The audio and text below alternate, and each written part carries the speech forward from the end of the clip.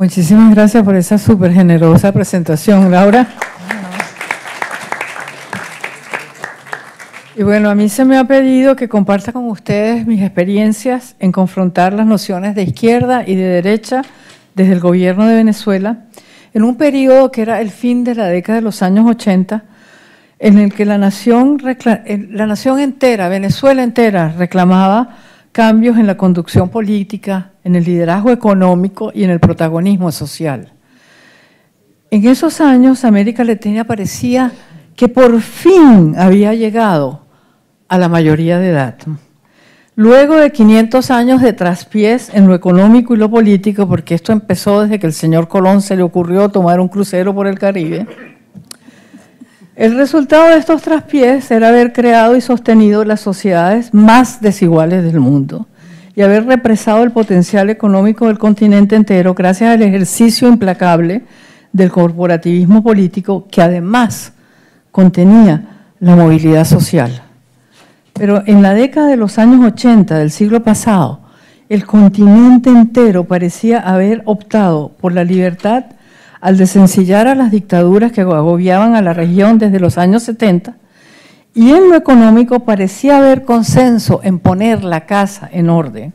Eso que en inglés se decía maravillosamente, end to the twin deficits. Era no más déficit en cuenta corriente, no más déficits fiscales, y liberar la capacidad productiva de cada nación por la vía del libre comercio. Desde mi particular punto de vista y el de mi jefe, Carlos Andrés Pérez, esta era la agenda de la racionalidad. Y la racionalidad, como todos sabemos, tiene una manía espantosa, que es apolítica. Por lo tanto, la racionalidad no es ni de izquierda ni de derecha, simplemente es. Y el continente se democratizó, pero más pronto que tarde comenzaron a aparecer los problemas, tanto económicos como políticos. Las economías no crecían lo suficiente como para absorber la fuerza de trabajo, y en lo político se continuaban practicando conductas y actitudes del periodo dictatorial, concretadas en la ausencia de independencia del Poder Judicial, en nepotismos bramantes, amiguismo y desde luego la inmortal hidra lerna de la corrupción que todo lo corroe en América Latina. La ausencia de progreso económico, unida a la práctica prácticas autoritarias de muchos gobernantes, llevó a los pueblos a sentir decepción con la democracia.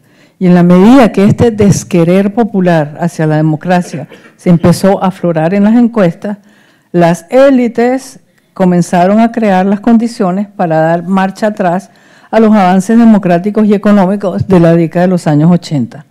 Para ellas era fundamental preservar el estatus imperante antes de la crisis de la deuda, porque este le garantizaba el control de la economía y por esta vía el poder político. Y comenzaron a observarse unas alianzas contra natura, por lo menos en mi país. El Partido Comunista de Venezuela, por ejemplo, oponiéndose a una reforma financiera que pretendía colocar a la banca bajo el control de organismos reguladores efectivos. Los empresarios venezolanos que durante años habían enarbolado las banderas del libre comercio, oponiéndose al ingreso del país al GATT. Ambos unidos en la denuncia de una corrupción del gobierno que nunca pudo probarse porque se trataba de un gabinete poblado de talentos jóvenes sin amarres con los partidos políticos y sin interés alguno en hacer carrera política luego de la experiencia gubernamental. En síntesis, la mal llamada izquierda y la mal llamada derecha de Venezuela se unieron para echar atrás el reloj de la historia.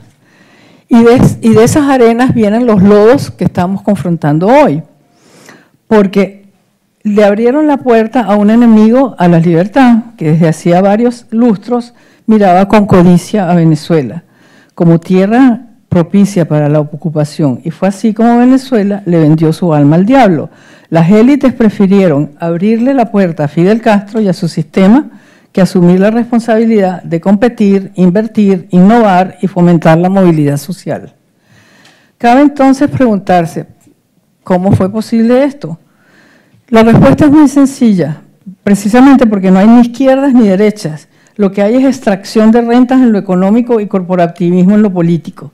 La extracción de rentas impide el crecimiento pleno de un sistema económico y, en consecuencia, nunca habrá suficiente empleo para la mayoría de la mano de obra.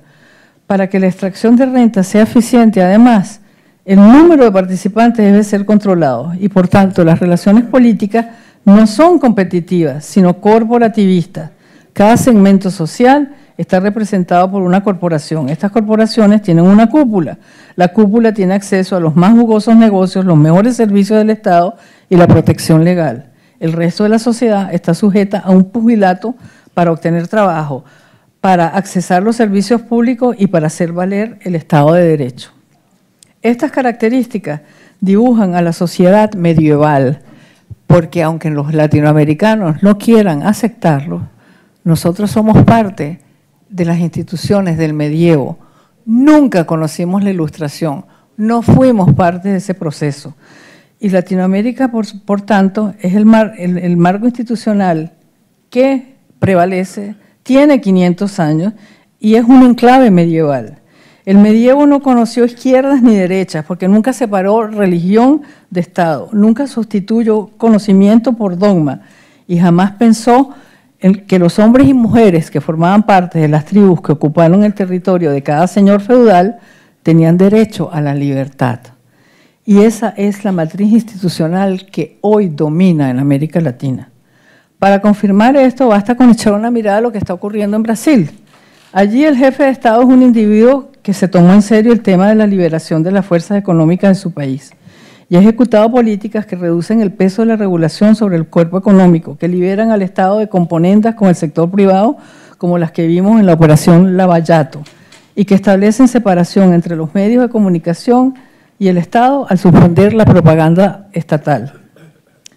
Sí, también es cierto que el señor Bolsonaro tiene una personalidad pugnaz y que tuvo una posición medio flaqui con el tema del COVID-19, pero el balance económico es altamente positivo para la libertad y se supondría que sociedades modernas y élites modernas deberían preferir la libertad a cualquier otra virtud que tenga un sistema político, porque como bien dijera el profesor Friedman, quien se pone a perseguir la justicia por encima de la libertad termina no teniendo ninguno de los dos.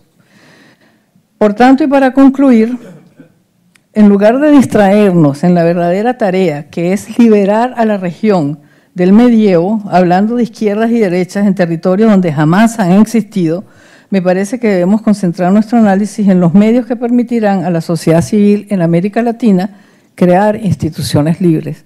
Y ejemplos de esa lucha de la sociedad civil existen en este momento en Cuba, en Nicaragua y en Venezuela.